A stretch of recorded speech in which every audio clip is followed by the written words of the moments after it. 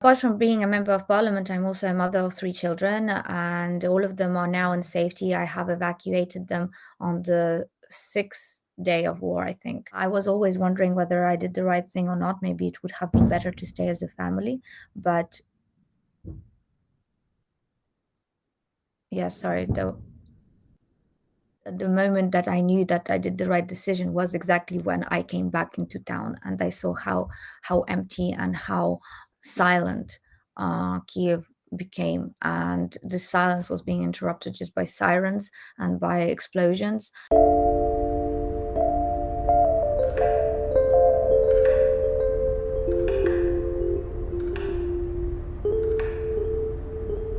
So we are 9 days in war now.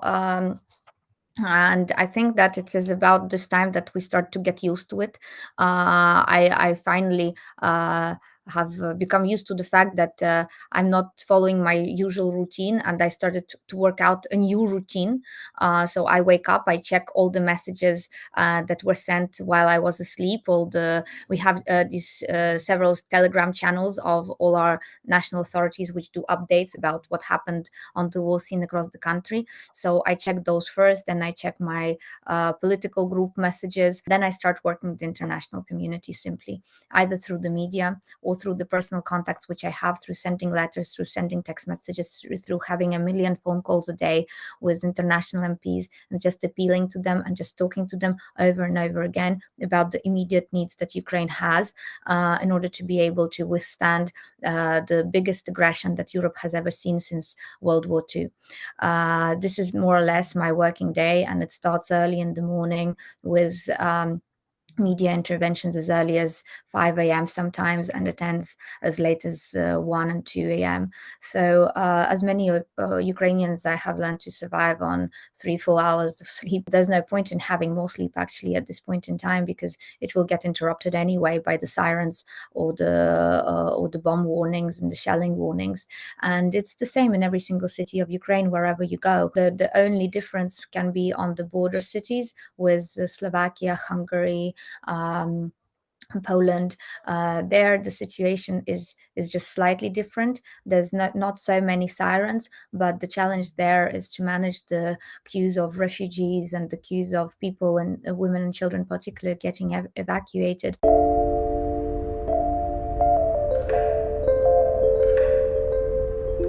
Apart from being a member of parliament, I'm also a mother of three children, and all of them are now in safety. I have evacuated them on the sixth day of war, I think.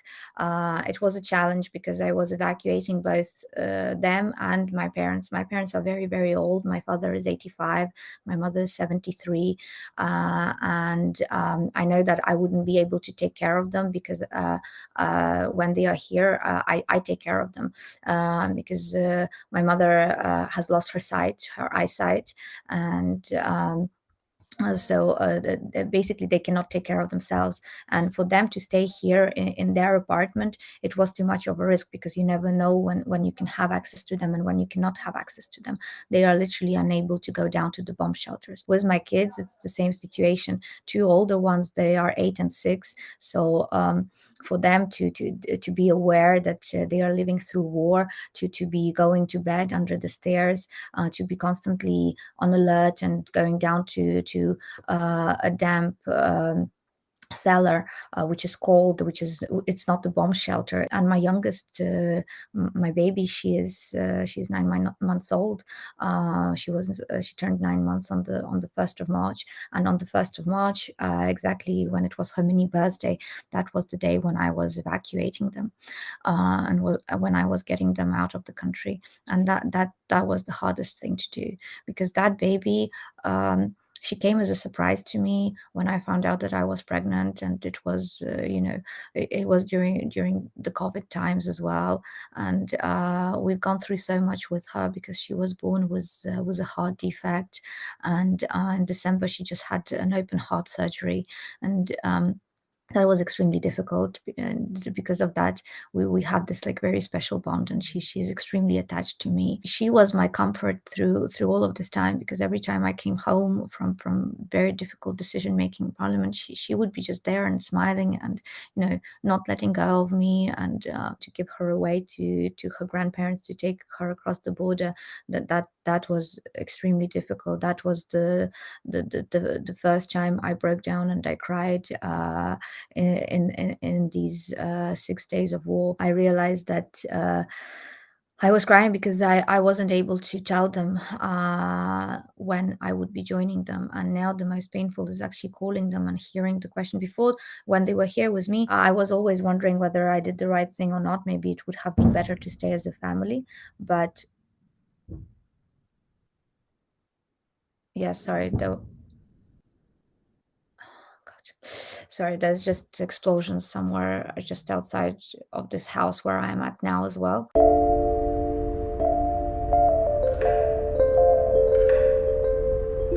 The moment that I knew that I did the right decision was exactly when I came back into town and I saw how empty and how silent Kiev became, and the silence was being interrupted just by sirens and by explosions, and by explosions of the same kind that I just heard outside my window, that were shaking up the whole house.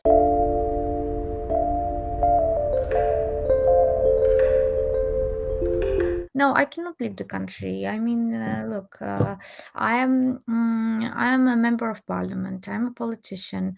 Um, when I was campaigning to be elected, I knew what I was getting myself into. I'm a lawyer by training, so I read the laws. And in the law, it says clearly that come what may, if you are elected for the people, by the people, then you stand with those people, come what may. And when I was swearing the oath in August 2019 in Parliament, I was swearing to serve my people in all times and all circumstances, in war included. So this is what I'm doing, and this is what I intend to do.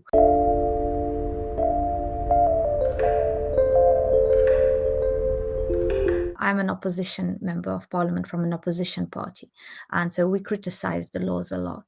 But this law, I think it reflects it's a very well written law, and it reflects this feeling that all of us have inside. This duty is more than just, a legislative framework.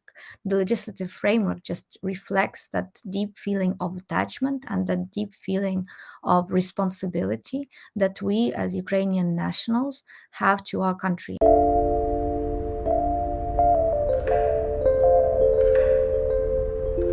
We were called already in the international media a superhero nation and a superhero army, because we are standing up to a military force which is 3 times bigger than we are, which is allegedly much more equipped with much more sophisticated weapons.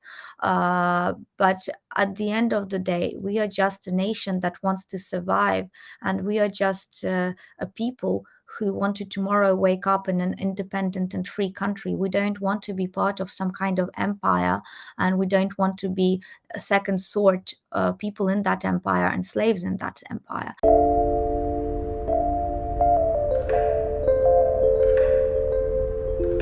The easiest way to answer this is, what would be the reaction of the French people if all of this bit, which I'm just showing you, like it's quite a large part of France, was suddenly taken away from you and just told, like, this is not your territory anymore, this is now Germany, like write Germany in big black letters on that. How would the French feel?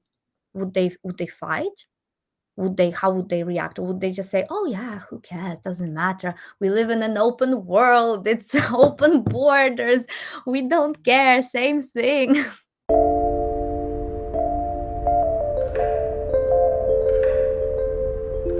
It would be nice if all the other countries would join us in this and stop fearing that Russia will attack them or invade them. Russia has already attacked the whole world, because Russia has attacked the very concept of a sovereign state and the very concept of an independent of respect of an independent country and of democracy. And if democracy is more than a word to all of the international community and the EU countries, France included, then you should do something about it and you should start fighting back for it. We expect a stand with Ukraine approach, not just as a Twitter hashtag. We expect really standing with Ukraine, first of all in our skies, because it's growing increasingly difficult to hit back all of the Russian missiles and the Russian fighter jets